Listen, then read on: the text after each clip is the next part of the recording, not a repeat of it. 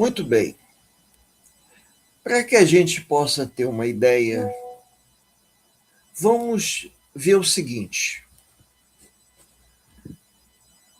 Segundo os livros de história que falam sobre a religião dos povos antigos, as práticas de comunicação com os antepassados ou os mortos é um rito muito antigo.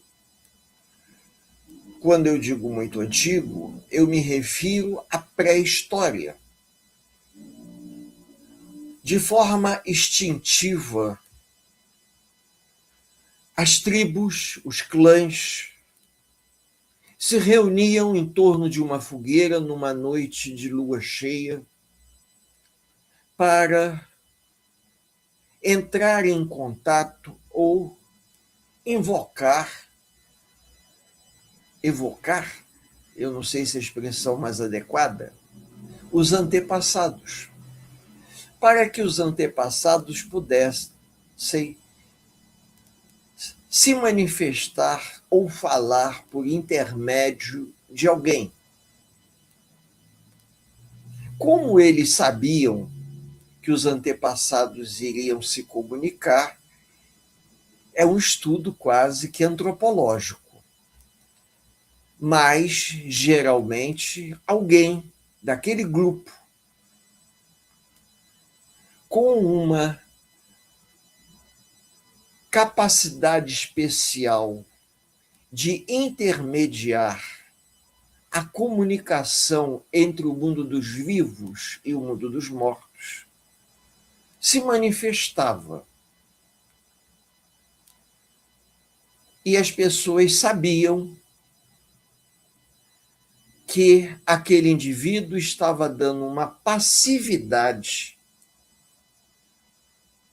a alguém que já tinha vivido, já tinha convivido com as pessoas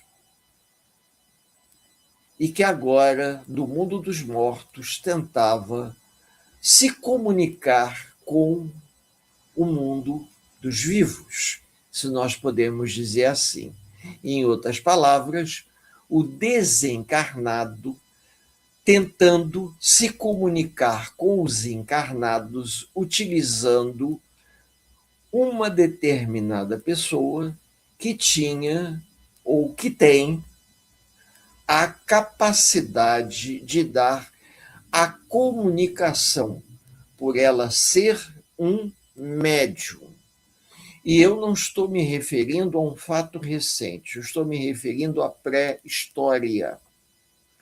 Tanto é que nessas comunidades, desses clãs, nessas tribos, existiam pessoas não apenas escolhidas, mas que apresentavam um potencial, uma faculdade que lhes permitia se tornar um aprendiz de um xamã, de um feiticeiro, de um pajé, para aprender uma série de rituais, auxiliar em processo de cura, mas também ser um interlocutor entre o mundo dos vivos e o mundo dos mortos. O curioso que nós observamos esse tipo de procedimento em vários grupos humanos, na Ásia, na África, na Europa e no continente americano. Esses grupos, eles não tinham contato entre si, mas de uma forma espontânea, de uma forma que talvez antropólogos possam explicar, dentro daquele grupo, assim como existia o líder militar, o chefe da tribo, existia o líder religioso. aquele indivíduo que possuía habilidades paranormais, se nós podemos dizer, que permitiam a comunicação. E dessa forma, nós vamos ter duas correntes: a corrente da administração, do poder militar, do poder político, e nós vamos ter a outra corrente, a corrente do poder religioso, do poder sobrenatural. Nunca centrada num único indivíduo, mas sempre em dois. O poder político na mão do mais forte, da família mais poderosa que dominava a tribo e deixava seus herdeiros. Já do lado religioso, o indivíduo que tinha o dom, que tinha habilidade, que tinha a capacidade de ouvir e conversar com os mortos e dar a oportunidade para que os mortos se comunicassem com os vivos por seu intermédio. Essa seria a maneira mais simples de explicar como funcionava e funciona ainda hoje esse mecanismo. Assim se passou na Idade Antiga. Um exemplo, os egípcios, os gregos, tinham pessoas com essa habilidade. Quando um jovem dava sinais de possuir uma mediunidade, uma faculdade de premonição ou uma capacidade de interagir com o sobrenatural, as famílias encaminhavam esse jovem para o chefe religioso da tribo. E o chefe religioso, ele procurava perceber se aquele indivíduo teria condições de ser um aprendiz, para que pudesse substituí-lo no momento da sua morte, dando continuidade ao trabalho religioso.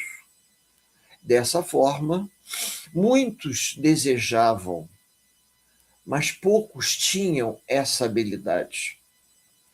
Ser um chefe militar exigia poder físico, condição física, autoridade. Já ser um médium exigia uma habilidade, um dom, que o indivíduo nascia com isso. Ele nascia e esse dom poderia ser desenvolvido ao longo do tempo, utilizando-se ervas aromáticas, incensos, para que o indivíduo entrasse em transe, como acontecia no templo de Apolo, onde existia o oráculo de Delfos, se eu não me engano, muito conhecido da antiguidade. As pitonisas entravam em transe através de ervas aromáticas e esse transe favorecia o processo de comunicação entre os desencarnados e os encarnados. E as pitonisas, elas davam consultas, algumas totalmente inconscientes. O espírito falava por intermédio da médium. Assim nos conta que Leônidas, rei militar de Esparta, busca orientação. E uma dessas pitonisas avisa a Leônidas que ele não enfrente os persas, porque o exército persa era imenso. E Leônidas, com seu exército particular de 300 homens, marcham contra o exército persa. e vão sucumbir todos. Era muito comum se buscar orientação nos oráculos da antiguidade, porque, por intermédio da mediunidade desses oráculos, se obtinha orientação com relação à saúde, com relação a negócios, a acordos militares, com reinos vizinhos, e assim sucessivamente. Então, na história da humanidade, muitos monarcas tinham conselheiros que eram médiuns. Esses conselheiros, nos bastidores do reino, faziam um ritual religioso para evocação dos mortos e, buscando ajuda, nós encontramos isso até em passagens bíblicas, aonde determinados reis, eles evocavam os mortos por intermédio de médiuns, para que os mortos pudessem se comunicar e dar orientação. Isso é muito comum na história. Mas o entendimento desse mecanismo, isso vai acontecer algum tempo depois. Porque ao longo da Idade Antiga e Idade Média, isso ficou muito por conta do sobrenatural. O indivíduo entrava num processo de transe, acendia algum tipo de incenso, bebia alguma substância meio alucinógena para que entrasse num quadro de transe e conseguisse abrir, digamos assim, um canal de comunicação. Nem sempre esse canal era um canal seguro, podemos dizer, né? Porque o indivíduo forçava uma comunicação.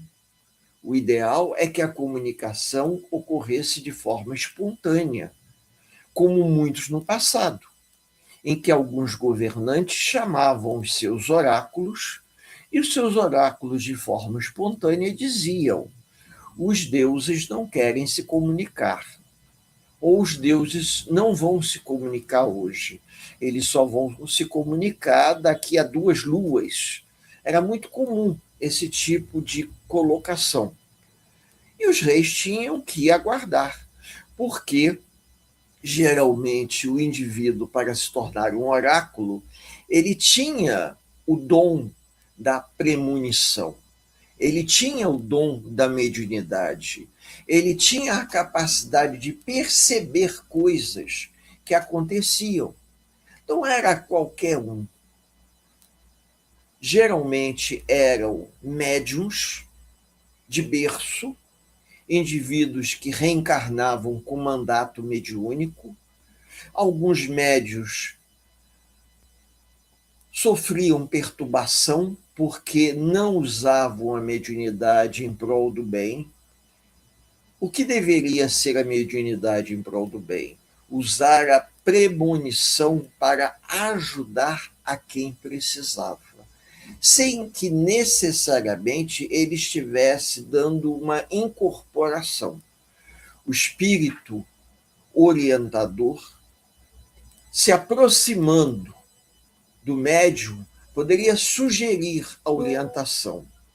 E o médium, por sua vez, ouvindo a orientação do espírito amigo, orientar a pessoa a não fazer uma determinada coisa, a não tomar uma decisão. Como um conselheiro. Aí uma expressão. Quando nós buscamos na casa espírita aconselhamento, por exemplo, no atendimento fraterno, nós podemos ter um exemplo perfeito disso. Você vai a uma casa espírita, assiste uma reunião e, ao final, pede para falar com o dirigente. O dirigente geralmente é uma pessoa com alguma habilidade, com algum conhecimento. Ele nunca está sozinho. espiritualmente falando. Ele é acompanhado de espíritos responsáveis pela reunião, espíritos responsáveis pelo trabalho. E se o dirigente é uma pessoa séria e a pessoa que pede orientação tem necessidade, o aconselhamento é autorizado pelo plano espiritual. E esse dirigente da reunião pública, ele pode receber a intuição do trabalhador desencarnado da casa para que ele, dirigente, faça o aconselhamento do encarnado que está passando por uma dificuldade. Isso é um trabalho mediúnico? É um trabalho mediúnico. E o dirigente, ele não está incorporado. Ele está recebendo a intuição. Porque nós temos dois tipos de mediunidade. A mediunidade de intuição e a mediunidade sensitiva. Além de outras, mas eu vou pegar só essas duas. A mediunidade de intuição, que é muito comum, é quando o médium pressente, ouve. É muito comum isso. Ele ouve o espírito falar com ele. E ele pode pensar naquilo que o espírito está dizendo, vendo se aquilo tem uma lógica e fazer o aconselhamento. E o médio sensitivo é aquele que percebe de forma clara a condição da pessoa. Então, por exemplo, uma pessoa que está doente se aproxima e pede ajuda, eu sei que é uma coisa assim muito tênue, é quase que unha e carne. Mas com o tempo, o médium que desenvolve essa sensibilidade, ele percebe a diferença. Às vezes ele diz, olha, eu não posso lhe aconselhar porque o senhor tem que se tratar. O seu caso não é de um aconselhamento, não é de uma sugestão. E geralmente, a maior parte das pessoas querem a solução de forma mágica, como se você estalasse o dedo e o problema se resolvesse. E não funciona assim. A pessoa deve pedir uma orientação. E a orientação que normalmente os espíritos dão, frequente a casa, tome um passe, estude, leia, participe, trabalhe, que aí você vai encontrar resposta para as suas dúvidas, as suas perguntas. Mas ninguém quer isso. As pessoas querem que tenha de uma forma mágica a coisa se resolva milagrosamente. E o dirigente da reunião, ele tem que perceber de forma muito sutil essa questão e saber lidar com isso. Porque não basta dizer, tem que saber dizer. Hoje nós temos o conhecimento graças a Allan Kardec.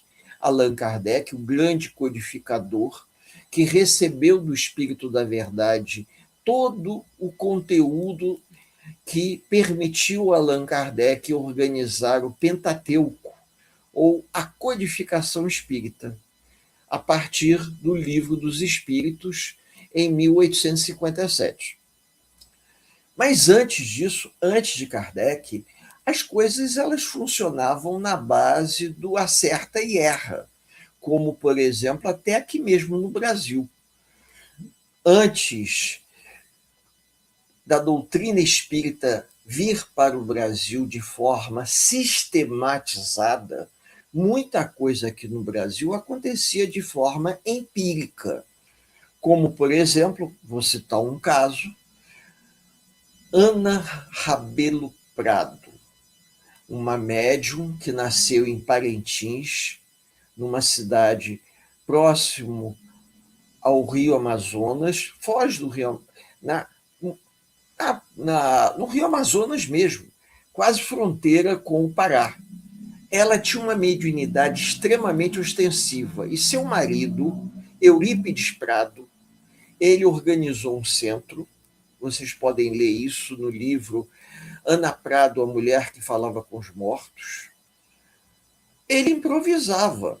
porque não tinha todas as diretrizes necessárias a realizar o trabalho mediúnico da forma que se entende que é o certo. Eles se reuniam, faziam uma prece e as coisas aconteciam.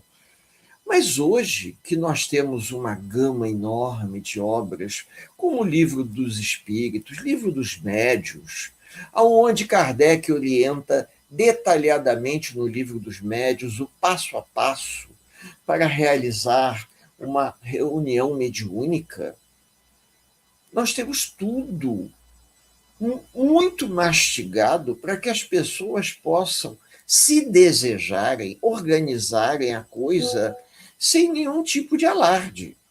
Porque antigamente as coisas aconteciam muito de forma assim, no improviso.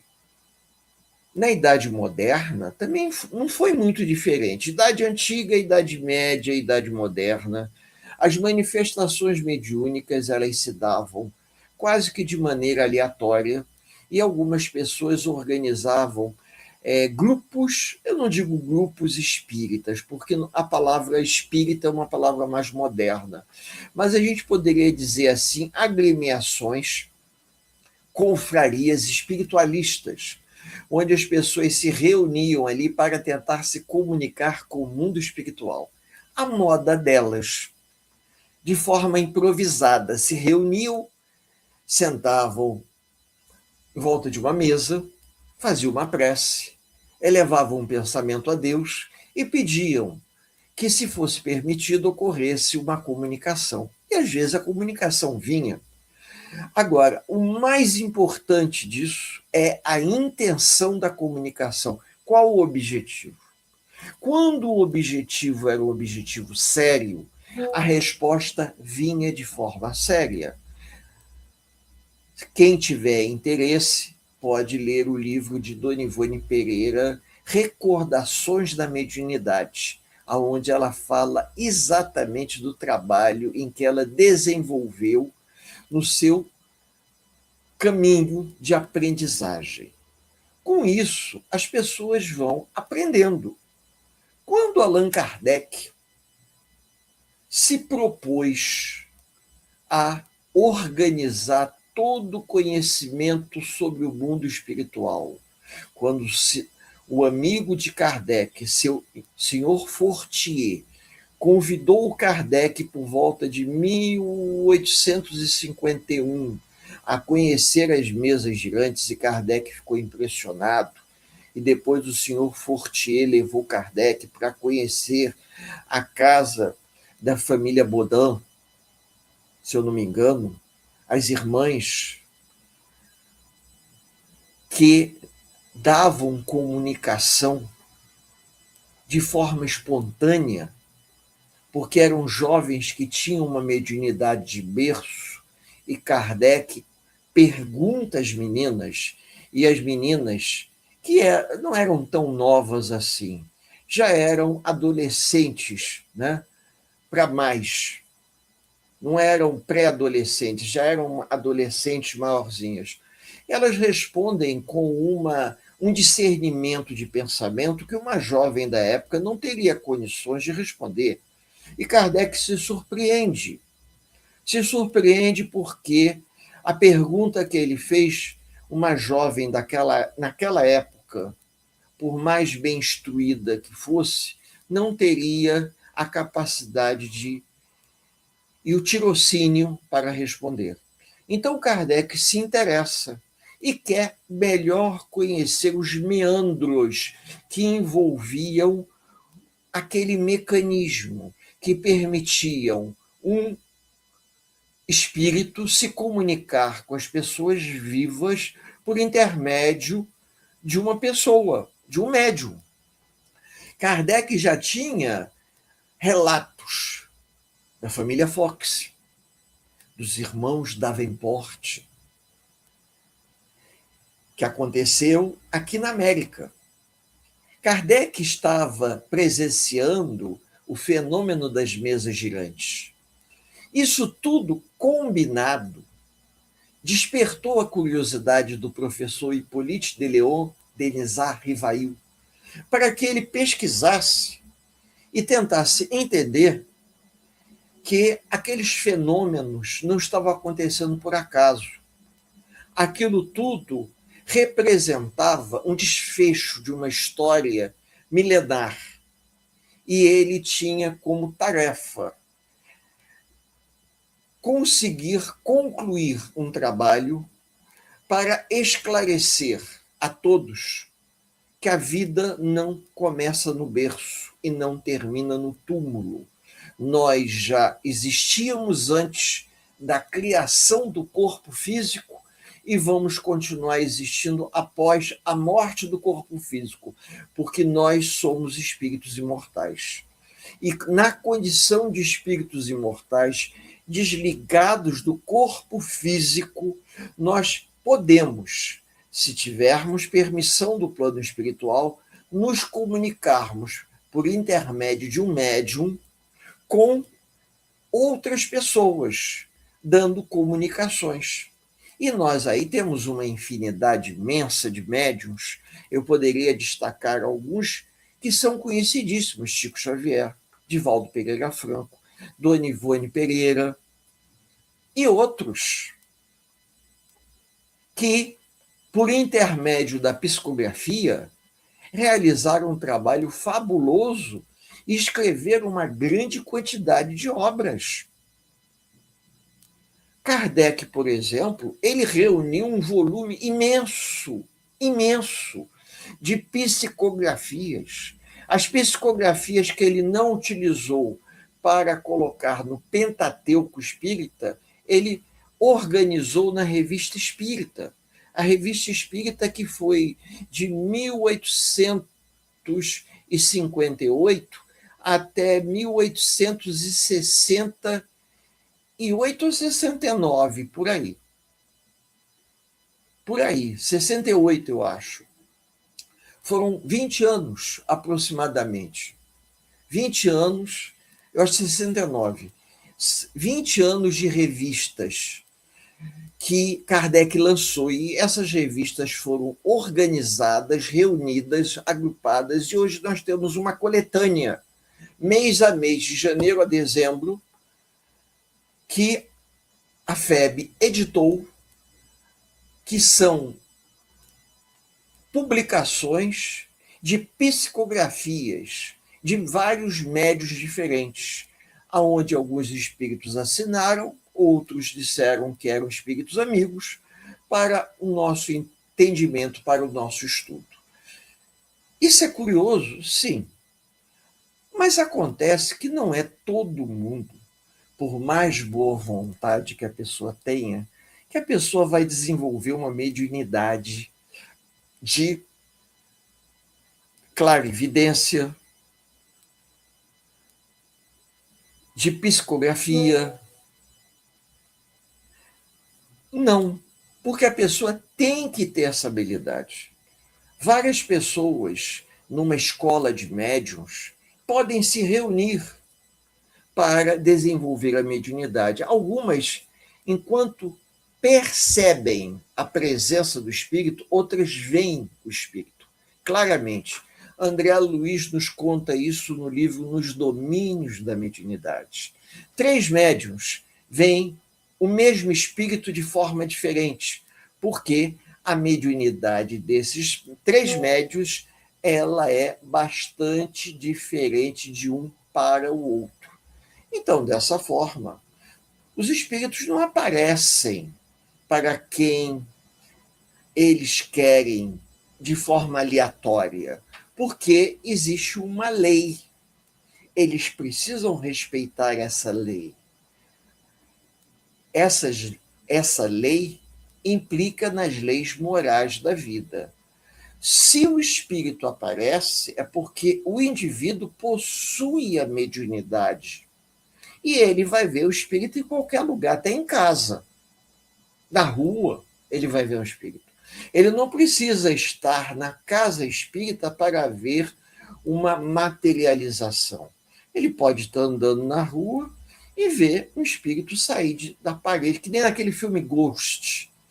Ele vai ver o espírito sair de dentro de uma parede.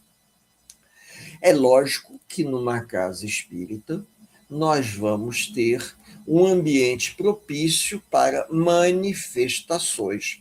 Mas Ana Rabelo Prado, que tinha uma mediunidade de efeitos físicos fabulosa, ela materializava espíritos à luz do dia.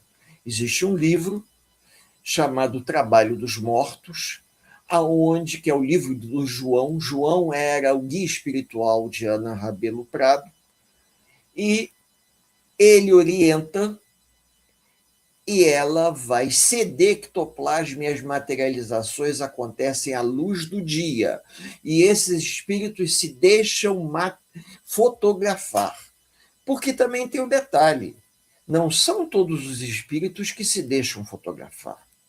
Foi o caso, por exemplo, de William Crookes. William Crookes, no ano de 1874, realizou um trabalho com Florence Cook, uma médium, jovem médium dos seus 16, 17 anos. E Florence Cook liberava ectoplasma que permitiu a materialização de um espírito cujo nome ela se identificou como Kate King. E o William Crookes quis fotografá-la. E ela disse para ele: eu não estou preparada para ser fotografada. Espere um pouco, quando eu estiver preparada, você vai me fotografar com uma luz bem fraquinha. E nós temos as fotos na internet de William Crookes com Kate King e Florence Cook deitada num tipo um sofá. Quando ela doava o ectoplasma, ela entrava em transe. Então, o mesmo aconteceu com Chico Xavier, o mesmo aconteceu com Peixotinho. Não é pelo simples fato de nós fazermos uma reunião mediúnica que nós vamos ver um espírito. Não, de jeito nenhum. Nós temos que ter a habilidade mediúnica, a espiritualidade tem que permitir que isso aconteça, e o espírito em questão ele tem que desejar ser visto por alguma razão. Isso não vai acontecer aleatoriamente. Um caso ou outro pode acontecer quando o trabalho é realizado fugindo os protocolos, digamos assim, de segurança. Porque quando nós realizamos um trabalho mediúnico sério, de uma casa espírita séria, e o trabalho visa, como Emmanuel falou, pegar as palavras de Emmanuel, estamos realizando um trabalho mediúnico voltado para a cura de pessoas doentes. Isso não vai acontecer. Por quê? Porque o objetivo é o trabalho de cura. Emmanuel proibiu materialização. Se você consegue ver um espírito, é porque a espiritualidade permitiu. E se a espiritualidade permitiu você ver, você vai ver em qualquer lugar, até a luz do dia. Chico Xavier, ele tinha uma habilidade mediúnica tão grande que ele, às vezes, parava na rua e conversava com uma pessoa, e depois alguém chegava e dizia assim: Chico, você estava conversando com quem? Você estava falando sozinho? Aí o Chico se dava conta que era um desencarnado. E um dia o Chico chegou para Emmanuel, isso nos contam os amigos que conviveram com o Chico, né? E o Chico, coitado, daquele jeitinho dele, falou assim: Emmanuel, eu vejo o espírito como eu vejo o encarnado. Como é que eu vou saber se é um encarnado ou desencarnado? Aí o Emmanuel, de uma forma divertida, falou assim: Chico, vai em direção a ele. Se você atravessar, é porque é um desencarnado. Se você trombar com ele, é um encarnado. Emmanuel brincava com Chico, porque Chico era uma exceção à regra. E hoje nós sabemos que a espiritualidade ela está priorizando o estudo doutrinário. E o trabalho mediúnico é feito de uma forma simples. tudo é feito à distância para atender a necessidade das pessoas em sofrimento. Não ocorre, é raríssimo, cada dia que passa está tornando cada vez mais raro médiuns de efeitos físicos para ceder ectoplasma para materialização.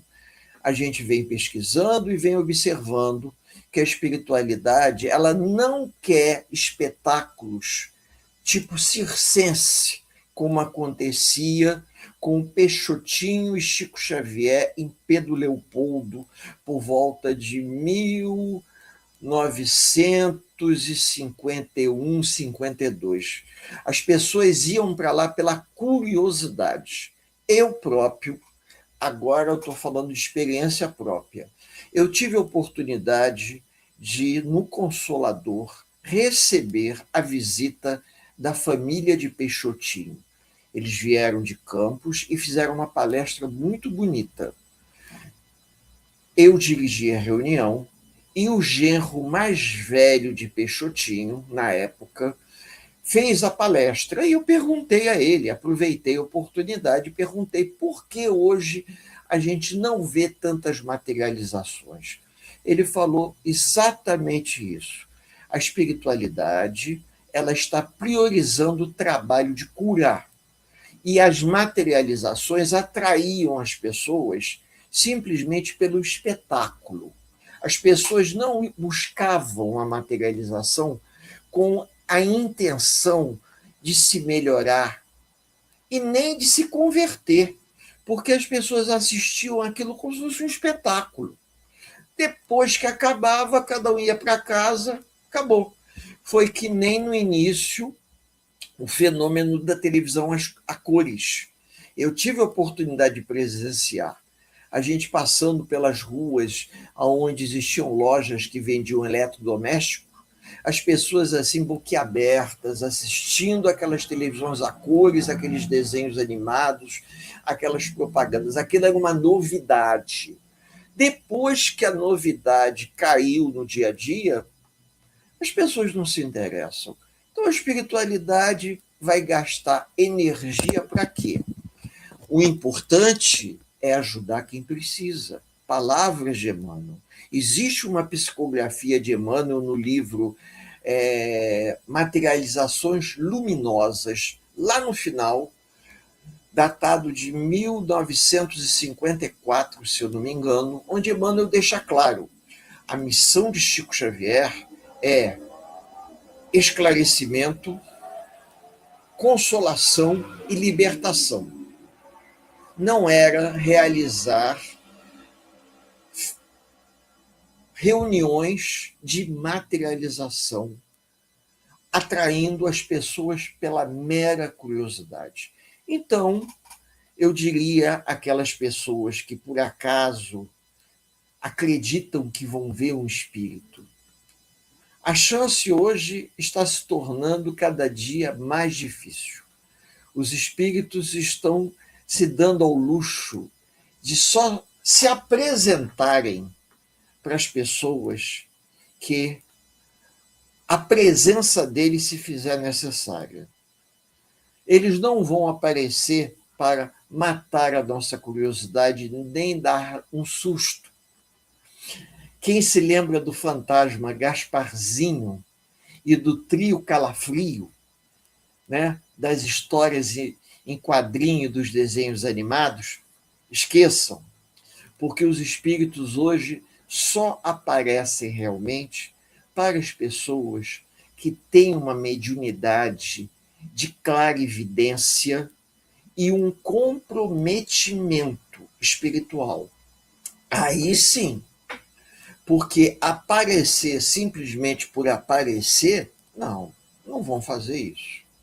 Agora, para aqueles médiuns que trabalham nas reuniões mediúnicas, com trabalho de cura, com trabalho de desobsessão, indivíduos comprometidos, voltados de forma séria para ajudar necessitados, em alguns casos, os espíritos aparecem de relance para darem mensagens, para se fazerem presentes, para fortalecer a confiança do médium.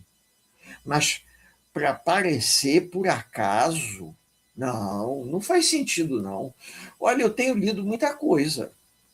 Se as pessoas desejarem inventar, é um direito delas. Porque hoje está ficando muito raro médios que doem ectoplasmas para esse tipo de materialização. E as equipes espirituais que trabalham nas casas espíritas que possuem reunião mediúnica estão usando esse ectoplasma para a cura, para tratamento à distância. E vejam, no passado, lá da época da pré-história, as pessoas até viam os espíritos e não sabiam o que estavam vendo. Na Idade Média, idem, de repente, podiam atribuir uma manifestação mediúnica a um fenômeno, como, por exemplo, na Idade Moderna, nós tivemos aparições, como Nossa Senhora de Fátima, que os 3 pastorezinhos viram lá em Portugal. Aquilo foi uma aparição, foi uma materialização de grandes proporções, aonde não foram somente 3 crianças que viram, foi um número enorme, mas tinha uma finalidade, aquilo tinha um objetivo. Agora, sejamos sinceros, né?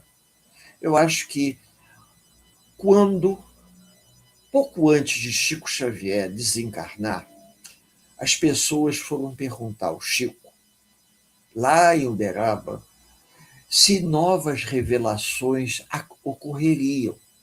A famosa curiosidade. A mesma curiosidade que tinham lá na década de 1940, quando Chico psicografava as obras tipo de André Luiz, que vinham revelações assim bombásticas. Tanto é que a FEB possuía uma espécie de círculo do livro chamado Novidades. Todo mundo tinha curiosidade, porque nesse círculo do livro chamado Novidades tinham grandes revelações sobre o mundo espiritual. Mas Emmanuel disse para o Chico o seguinte: Chico, vocês já possuem obras doutrinárias suficiente para se melhorarem moralmente. Se preocupem com isso. O resto vocês receberão pelo acréscimo da misericórdia. Então, vamos nos preocupar em fazer o bem, vamos nos preocupar em ajudar aqueles que precisam, vamos fazer o que está ao nosso alcance. Às vezes a casa espírita ela não tem trabalhadores suficientes para você montar uma mesa mediúnica. Sejamos sinceros, mas você tem trabalhadores para você fazer uma corrente de prece em favor dos necessitados. Você não tem trabalhadores com capacidade, habilidade mediúnica, faculdade mediúnica mais apurada. Não tem. Mas isso não impede que um grupo de 4, 6 pessoas se reúnam e façam uma prece pelos necessitados, leiam o nome, prece para os necessitados. Isso é um trabalho mediúnico? Sim. É um trabalho feito de coração, em que vocês vão atrair bons companheiros do plano espiritual que vão ajudar aquelas pessoas necessitadas. Tudo começa assim, de forma simples. Por quê? Se o grupo estiver preparado, o trabalho vai acontecer. Se o grupo não estiver preparado, o trabalho vai até onde for possível ir. É o que a gente observa. Tem momentos que, numa reunião mediúnica, você se surpreende quando vários médiuns recebem muitos espíritos. E tem reunião que os espíritos quase não se manifestam. Por quê? Tudo de acordo com a programação do plano espiritual. Tem momentos que a gente até percebe a presença, Tem momentos que a gente não percebe a presença de ninguém. E a gente também não vai inventar só para dizer que viu. Sejamos sinceros. A gente tem que ser honesto. O médium intuitivo, ele até pode dizer: olha, eu tenho a impressão que fulano esteve aqui, mas eu não vi. Tenho a impressão.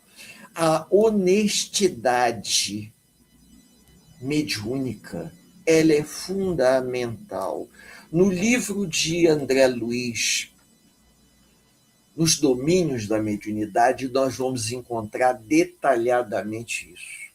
Porque ao longo da história, no período que nós temos Idade Antiga e Idade Média, era coisa sobrenatural. Idade Moderna, aí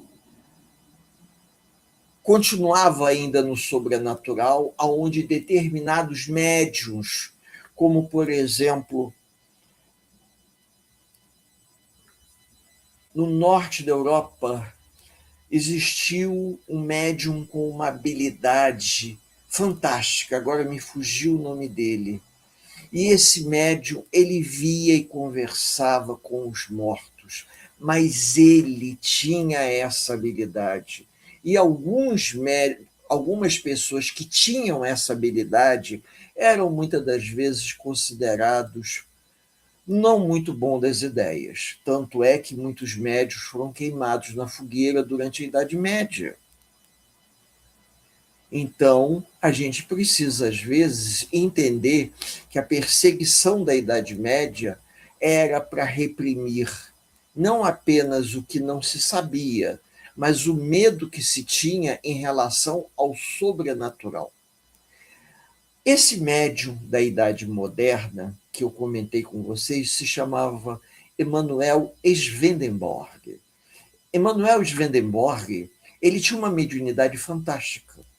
Porém, ele não viveu em países católicos. E essa capacidade mediúnica dele era vista como uma habilidade, não visto como uma coisa demoníaca. Então, ele sobreviveu, escreveu um livro muito interessante, que eu tenho a versão em arquivo PDF, chamado Céu e Inferno, onde ele narra o mundo espiritual à moda dele. Esse livro foi lançado um século antes do Livro dos Médiuns por Allan Kardec. E, curiosamente, Kardec recebeu uma mensagem de Swedenborg, revelando uma passagem que Swedenborg falou, mas não deixou muito clara, mas com Kardec ele vai revelar. Então, isso tudo é para que a gente modifique a nossa maneira de ver. Nós estamos em pleno século XXI. O homem voltou à Lua.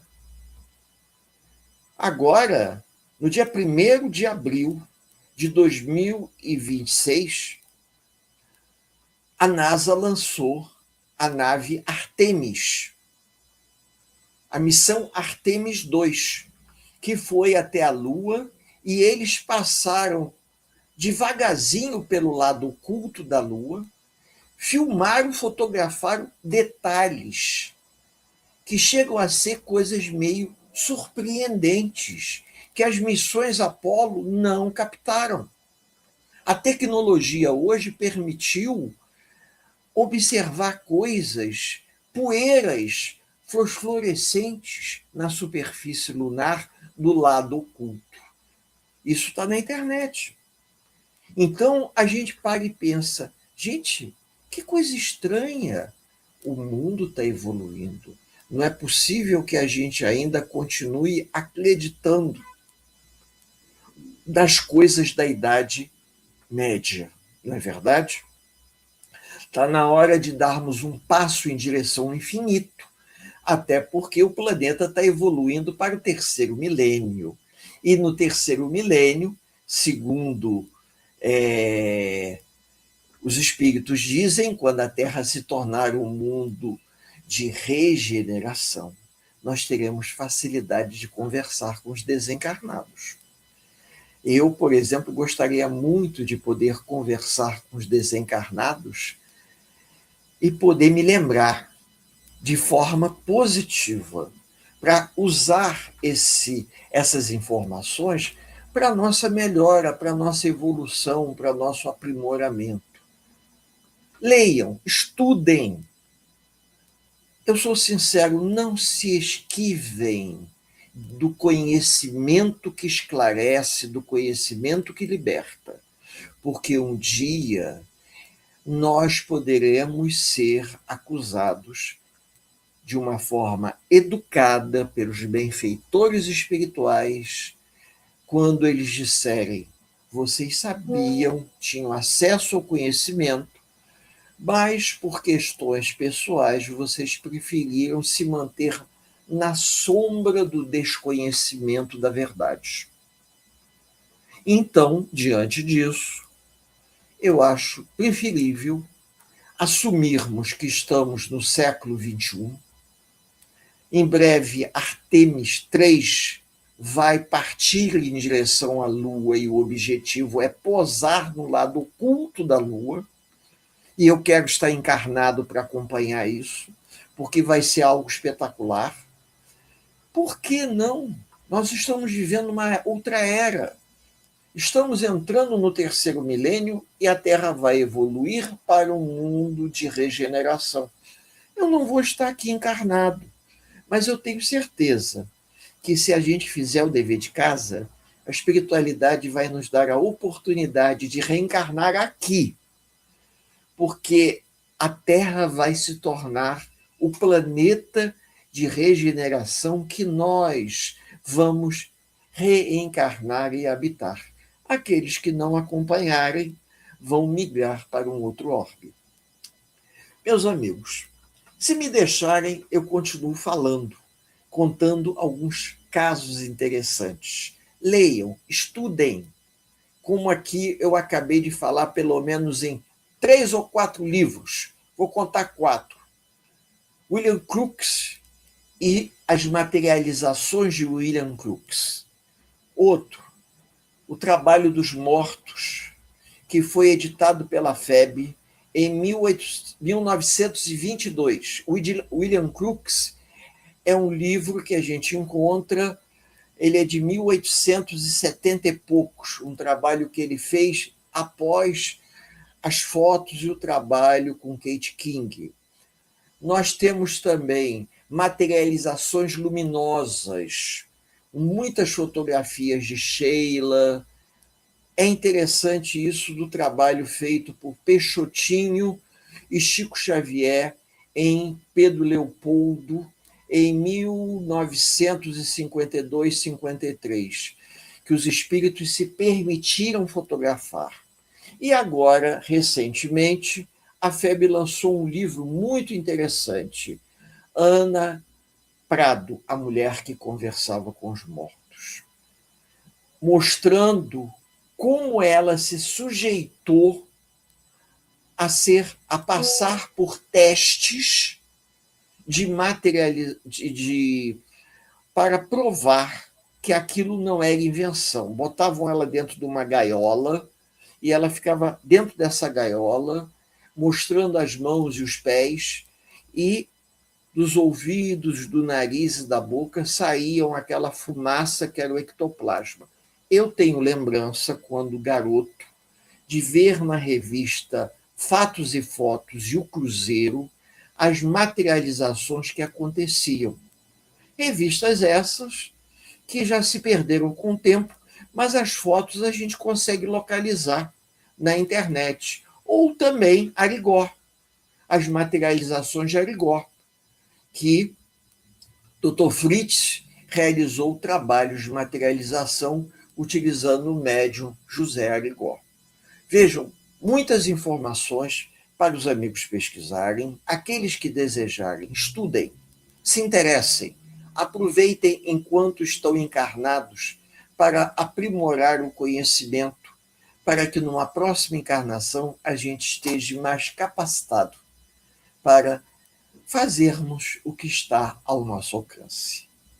E para finalizarmos esse nosso singelo encontro, porque isso não é uma palestra, isso é um bate-papo entre amigos. Eu sempre digo isso, eu convido para uma prece.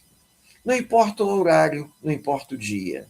Se vocês assistirem e quiserem realizar essa singela prece, é só nos conectarmos mentalmente, elevando o nosso pensamento a Deus, nosso Pai, e a Jesus, nosso Mestre, agradecendo a oportunidade, a chance que estamos tendo desse encontro amigo, a oportunidade de estarmos aqui vibrando em prol do bem. Nesse bate-papo, nessa conversa, nessa troca de experiência, tudo que está sendo dito tem como base os livros que eu citei ao longo da exposição. Que Jesus, nosso amado Mestre, possa nos auxiliar, nos amparar, que possa nos dar subsídios para que a gente possa continuar fazendo, dentro do que está ao nosso alcance, esse trabalho singelo. Para quem desejar ouvir, para quem desejar assistir. Não temos pretensões nenhuma de likes, sabe, de seguidores. O nosso objetivo é levar algum esclarecimento a quem desejar se melhorar. Que a paz do Mestre Jesus esteja com todos vocês, encarnados e desencarnados. Até um próximo momento em que a gente venha estar juntos, nesse encontro amigo, nesse encontro cristão. Eu desejo a todos muita paz. Que Deus nos abençoe a todos, por hoje, agora e por todo sempre. Um grande abraço, muita paz.